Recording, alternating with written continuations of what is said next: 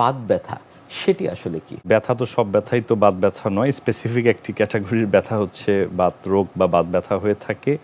আমরা যেটা দেখেছি ধরুন যে ব্যথার বিভিন্ন কারণ আছে, একটা প্রদাহ ভিত্তিক বা ইনফ্লামেশন জনিত কারণ, আবার একটা আছে আপনার নিউরোজেনিক বা নার্ভের কারণ, একটা হচ্ছে রক্তনালী বন্ধ ভ্যাসকুলার কারণ, একটা সাইকোজেনিক বা মানসিক পীড়ার কারণ, বিভিন্ন কারণ আছে।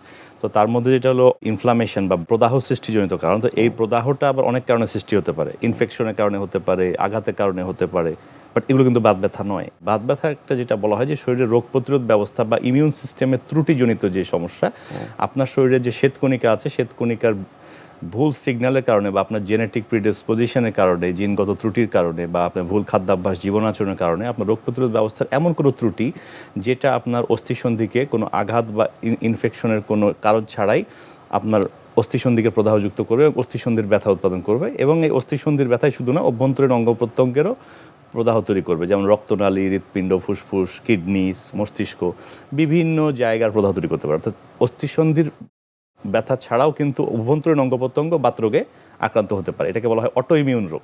অটো ইমিউন রোগ মানে আপনার ইমিউন সিস্টেমের ত্রুটি আপনার নিজের বিরুদ্ধে কাজ করছে, এটাকে বলে ঘরের শত্রু বিভীষণ। তো এই ধরনের ব্যথাগুলো, এগুলো মূলত বাত ব্যথা বা বাতরোগ।